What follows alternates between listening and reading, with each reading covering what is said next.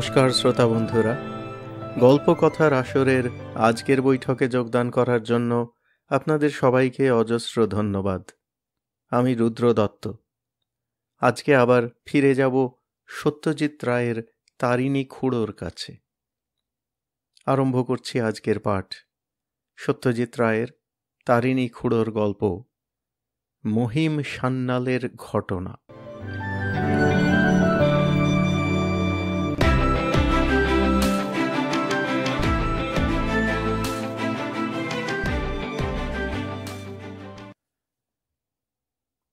তারিণী খুড়ো তাকিয়াটা বুকের কাছে টেনে নিয়ে বললেন, চমকলালের কথা তো তোদের বলেছি, তাই না?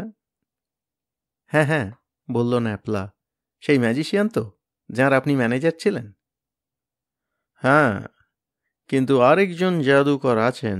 অবশ্যই যখনকার কথা বলছি তখন তিনি রিটায়ার করেছেন, যার আমি সেক্রেটারি ছিলাম। রিটায়ার করলে আবার সেক্রেটারির কি দরকার? বলল ন্যাপলা। তাঁর ক্ষেত্রে দরকার ছিল, সেটা ব্যাপারটা শুনলেই বুঝতে পারবি। তাহলে বলুন সে গল্প। বলছি, আগে এই জানলাটা বন্ধ করে দে তো, বৃষ্টির ছাঁট আসছে। আমি উঠে গিয়ে জানলাটা বন্ধ করে দিলাম। তারিণী খুড়ো দুধ চিনি ছাড়া গরম চায়ে একটা সশব্দ চুমুক দিয়ে তাঁর গল্প আরম্ভ করলেন। বছর 15 আগের ঘটনা।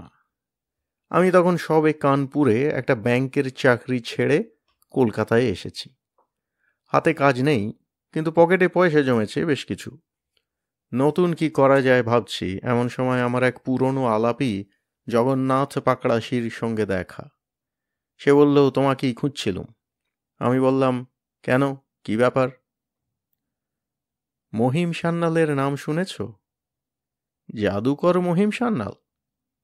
হ্যাঁ হ্যাঁ, তিনি অবশ্যই এখন রিটায়ার করেছেন, কিন্তু কেন জানি তাঁর একজন সেক্রেটারির দরকার পড়েছে। ইংরেজি আর টাইপিং জানা চাই। আমার তোমার কথা মনে পড়ল। আমি বললাম, চাকরি একটা হলে মন্দ হতো না, কিন্তু এ ভদ্রলোকের সঙ্গে যোগাযোগ করব কি করে? মহিম সান্যাল থাকেন পাম অ্যাভিনিউতে। দাঁড়াও দেখি, আমার কাছে হয়তো তাঁর ঠিকানা রয়েছে। পাকড়াশির নোটবুকে মহিম সান্যালের ঠিকানাটা ছিল, সেটা আমার নোটবুকে টুকে নিলাম। দুদিন পরে ছিল রোববার। সকালে সোজা চলে গেলুম সান্যাল মশাইয়ের বাড়ি। বেশ গোছালো, ছিমছাম একতলা বাড়ি, যদিও বেশি বড় না। ভদ্রলোককে দেখেই ভালো লেগে গেল। বয়স 60-62, মাথার চুল পাতলা হয়ে এসেছে, চেহারায় একটা শান্ত গাম্ভীর্য, অথচ ঠোঁটের কোণে একটা হাসি লেগে আছে সব সময়। আমি নিজের পরিচয় দিলাম। ভদ্রলোক মিনিট 15 ধরে আমাকে নানা রকম প্রশ্ন করে একটু বাজিয়ে দেখে নিলেন। বোধহয় ভালোই ইমপ্রেশন দিলাম, কারণ ভদ্রলোক বললেন, তোমাকে দিয়ে আমার কাজ চলবে বলে মনে হচ্ছে।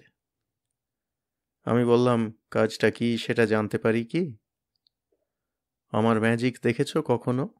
ভদ্রলোক জিজ্ঞেস করলেন। প্রায় 20 বছর আগে, আমি বললাম। একটা পুজো প্যান্ডেলে দেখেছিলাম বলে মনে পড়ছে। হ্যাঁ, বললেন মহিম সান্যাল, আমি অনেক পুজো প্যান্ডেলে ম্যাজিক দেখিয়েছি। শুধু দিশি ম্যাজিক দেখাতুম, তাই আমার বড় স্টেজের দরকার হতো না। আমার যখন বছর 50 বয়স, তখন থেকে আমি ম্যাজিক দেখানো ছেড়ে দিয়ে ভারতীয় ম্যাজিক সম্বন্ধে চর্চা আরম্ভ করি। তার জন্য আমাকে সারা ভারতবর্ষ ঘুরে বেড়াতে হয়েছে। এমন জায়গা নেই যেখানে আমি যাইনি। এমনিতে আমি হোমিওপ্যাথি করতাম, তাতে রোজগার ছিল ভালো। 1000-এর উপর ম্যাজিক সংগ্রহ করেছি। শুধু হাত সাফাইই আছে 356 রকম। আমার গবেষণার ফল হলো একটা 450 পাতার হাতে লেখা ইংরেজি পাণ্ডুলিপি। নাম দিয়েছি ইন্ডিয়ান ম্যাজিক। সেই পাণ্ডুলিপি এখন টাইপ করতে হবে, কারণ বিদেশের একজন নামকরা প্রকাশক আমার পাণ্ডুলিপি ছাপার ইচ্ছা প্রকাশ করেছে। এ কাজ পারবে তো? একবার পাণ্ডুলিপিটা দেখতে পারি? ভদ্রলোক 3টে মোটা ফাইল আমাকে এনে দিলেন। দেখলাম বেশ পরিষ্কার ঝরঝরে লেখা, টাইপ করতে কোনো অসুবিধা হবে না। তখনই সব কথাবার্তা হয়ে গেল। যা মাইনে অফার করলেন ভদ্রলোক, তাতে আমার দিব্যি চলে যাবে। বুঝলাম, ভদ্রলোক ম্যাজিক দেখিয়ে আর ডাক্তারি করে বেশ ভালো পয়সা করেছেন। এবার আমি একটা প্রশ্ন না করে পারলাম না। আপনার বাড়িতে কোনো সাড়া শব্দ পাচ্ছি না, আপনি কি এখানে একা থাকেন? হ্যাঁ, বললেন ভদ্রলোক। আমার স্ত্রী গত হয়েছেন 10 বছর হলো। আমার মেয়ের বিয়ে হয়ে গেছে, সে ব্যাঙ্গালোরে থাকে। আমার ছেলে অনিশ বাইরে চাকরি করে। ভদ্রলোক একটা দীর্ঘ নিঃশ্বাস ফেললেন। বুঝলাম একাকিত্বটা যে তিনি খুব উপভোগ করেন তা নয়। আমি আমার কাজের টাইম জেনে নিলাম। সকাল 10টায় আসতে হবে, দুপুরে সান্যাল মশাইয়ের সঙ্গেই খাওয়া, আর সন্ধে 6টা পর্যন্ত কাজ। কাজে লেগে পড়লাম। পাণ্ডুলিপিটা যতই পড়ছি ততই অবাক হয়ে যাচ্ছি। আশ্চর্য সংগ্রহ ভদ্রলোকের। ভারতীয় জাদু যত রকম হতে পারে, মাদারিকা খেল, ভোজবাজি, ভেলকি, সব কিছুই আছে। বই হলে একটা অতি মূল্যবান জিনিস হবে, সেটাও বুঝতে পারলাম। দুপুরে খাওয়ার সময় ভদ্রলোক তাঁর অভিজ্ঞতার কথা বলেন, শুনতে গল্পের মতো লাগে। যখন জাদুকর ছিলেন তখন বেশিরভাগই নেটিভ স্টেটে রাজা রাজড়াদের ম্যাজিক দেখাতেন। সব খেলাই হতো ফরাসের উপর, স্টেজের কোনো বালাই নেই। এমনি ম্যাজিক ছাড়াও ভদ্রলোক যেটা খুব ভালো পারতেন সেটা হলো হিপনটিজম বা সম্মোহন। বিদেশি ম্যাজিক ভদ্রলোক ভালো চোখে দেখতেন না, কারণ তাতে হাত সাফাইয়ের চেয়ে যন্ত্রপাতির ব্যবহারটাই বেশি। সেখানে জাদুকর হচ্ছে একজন শোম্যান। ভারতীয় ম্যাজিক বিদেশির চেয়ে অনেক বেশি খাঁটি।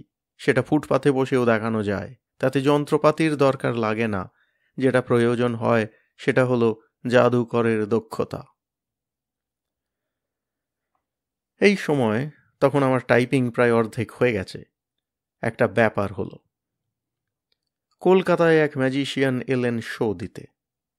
আসল নাম সূর্যকান্ত লাহিড়ী, কিন্তু তিনি নিজেকে দ্য গ্রেট সূর্যা বলে প্রচার করেন। তাঁর পোস্টার বা বিজ্ঞাপনে ওই নামই থাকে। মহিমবাবু কাগজে এই জাদুকরের বিজ্ঞাপন দেখে বললেন, এর নাম তো শুনিনি, ইনি নতুন আমদানি বলে মনে হচ্ছে। আমার একটু একটু ইচ্ছে করছিল এই ছোকরার ম্যাজিক দেখতে, কিন্তু সেটা আর সান্যাল মশাইকে বললাম না। 2 দিন পরে একটা টেলিফোন এলো দুপুরবেলা। আমার টেবিলেই টেলিফোন থাকে, তুলে হ্যালো বলতে উল্টো দিক থেকে কথা এলো, আমি সূর্যকান্ত লাহিড়ী কথা বলছি। জাদুকর দ্য গ্রেট সূর্যা বলে আমি পরিচিত। একবার মহিম সান্যালের সঙ্গে কথা বলতে পারি কি? আমি বললাম, আপনার প্রয়োজনটা কি জানতে পারি? আমি ওর সেক্রেটারি কথা বলছি। উত্তর এলো, আমি ভদ্রলোকের নাম অনেক শুনেছি। তিনি দেশি ম্যাজিক দেখাতেন, সেটা আমি জানি। তাঁকে আমার শোয়ে আমন্ত্রণ জানাতে চাই। আমি ব্যক্তিগতভাবে তাঁর সঙ্গে দেখা করে তাঁকে আসতে বলতে চাই। আমি সান্যাল মশাইকে জিজ্ঞেস করলাম। তিনি পরদিন সকালে সময় দিলেন। আমি সে কথা সূর্যকান্তকে জানিয়ে দিলাম। পরদিন সূর্যকান্ত সকাল 10:30টার সময় এলো। আমি তাকে বৈঠকখানায় বসালাম। বছর 35 বয়স, ফ্রেঞ্চ কাট দাড়ি, বেশ ব্রাইট চেহারা, আর চোখে মুখে কথা বলে। মহিমবাবু আসতেই তাকে নমস্কার করে বলল, আমি জানি আপনি বিদেশি জাদু পছন্দ করেন না, কিন্তু আমার একান্ত অনুরোধ, যদি একটিবার আমার শোয়ে আসেন। আমি ছেলেবেলা থেকে আপনার নাম শুনেছি, আপনার খ্যাতির কথা জানি। আমার গুরু সুলতান খাঁ আপনার ম্যাজিক দেখেছিলেন, তিনিও খুব সুখ্যাতি করেছিলেন। আশা করি আপনি আমাকে নিরাশ করবেন না। আপনাদের জন্য 2খানা টিকিট আমি নিয়ে এসেছি, একেবারে সামনের সারির মাঝখানে। আপনারা এলে আমি কৃতার্থ হব। কালই সন্ধ্যায় শো, মাত্র 2 ঘন্টা সময় আপনার যাবে। আমি ভেবেছিলুম মহিমবাবু হয়তো আপত্তি করবেন, কিন্তু দেখলাম তিনি রাজি হয়ে গেলেন। সূর্যকান্ত অত্যন্ত খুশি মনে বিদায় নিল।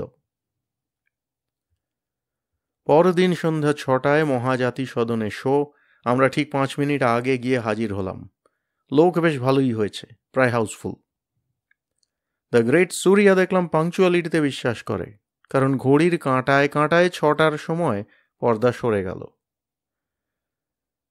বিদেশি ম্যাজিক যেমন হয় তার তুলনায় সূর্যকান্তের শো নেহাত নিন্দের নয়। ম্যাজিক ছাড়াও দর্শকের মনোরঞ্জনের জন্য নানা রকম বন্দোবস্ত রয়েছে। তার মধ্যে 1 হলো রংচঙে সেটিং, 2 হলো বাজনা, আর 3 হলো 6জন মেয়ে সহকারী, তারা সকলেই বেশ সুশ্রী। সবচেয়ে অবাক লাগলো মহিম সান্যালের প্রতিক্রিয়া দেখে। তিনি অত্যন্ত মনোযোগের সঙ্গে শো দেখছিলেন এবং প্রত্যেক আইটেমের পর হাততালি দিচ্ছিলেন। আমি একবার ফিসফিস করে জিজ্ঞেস করলাম, আপনার বেশ ভালো লাগছে বলে মনে হচ্ছে। ভদ্রলোক বললেন, প্রায় ৪৫ বছর পরে এই জিনিস দেখছি। শেষ দেখেছি চীনে জাদুকর চ্যাংয়ের ম্যাজিক। যৌবনের কথা মনে পড়ে যাচ্ছে, মন্দ লাগছে না। তবে সবই যন্ত্রের কারসাজি আর রং তামাশা দিয়ে লোকের মন ভোলানো।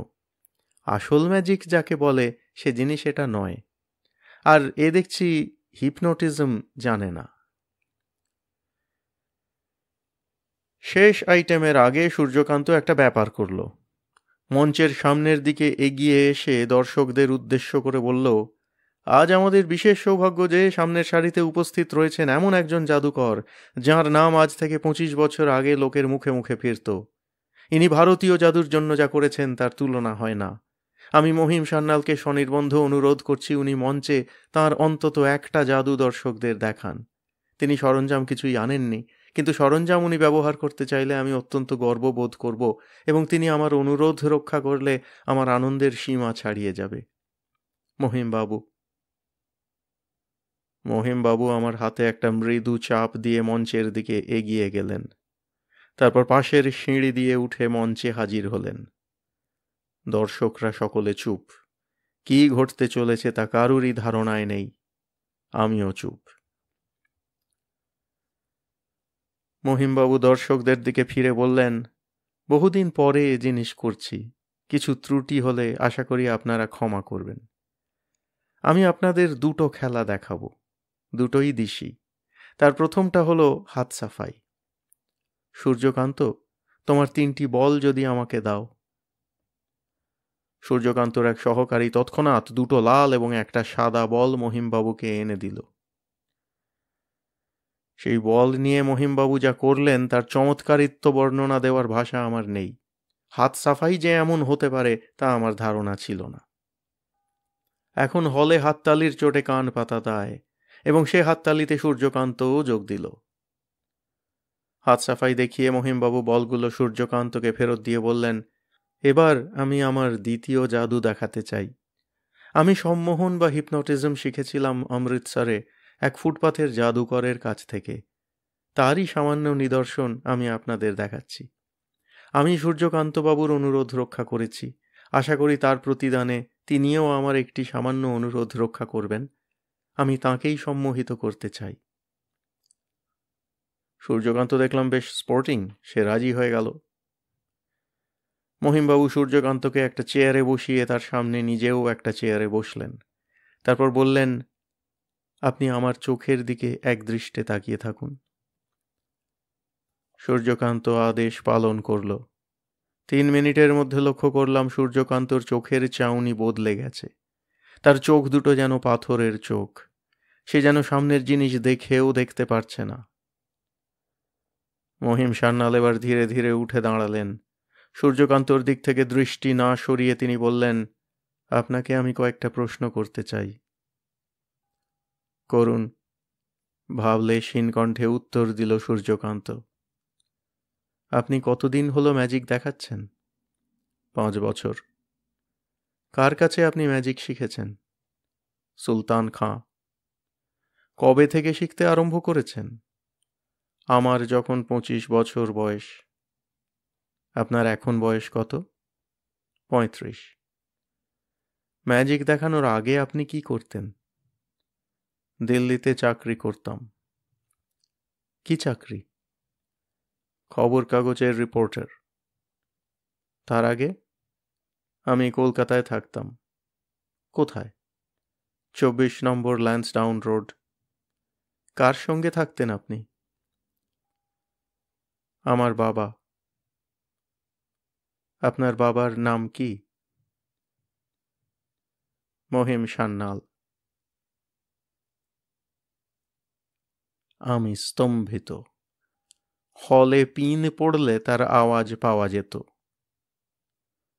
আপনার আসল নাম কি? প্রশ্ন করলেন মহিমবাবু। অনিশ সান্যাল। আপনি আপনার বাবার সঙ্গে ঝগড়া করে বাড়ি থেকে বেরিয়ে যান? হ্যাঁ। এখনো বাবার উপর রাগ আছে? না, আর নেই। আমি ভুল করেছিলাম, অন্যায় করেছিলাম। এরপরে সূর্যকান্ত ওরফে অনিশের চোখের সামনে হাত নেড়ে তাকে হিপনোটাইজড অবস্থা থেকে স্বাভাবিক অবস্থায় ফিরিয়ে আনলেন মহিম সান্যাল। দর্শক কিছুক্ষণ হতভম্ব থেকে হঠাৎ তুমুল হাততালিতে ফেটে পড়ল।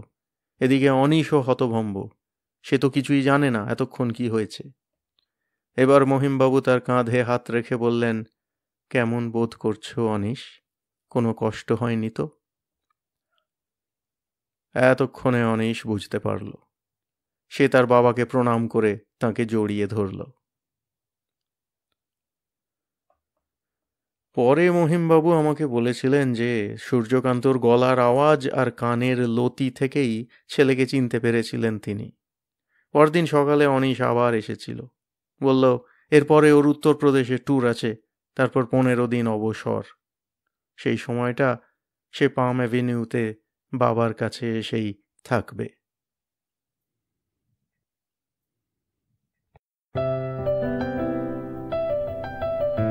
আপনাদের মতামত আমাদের জানাতে ভুলবেন না কিন্তু শ্রোতা বন্ধুরা।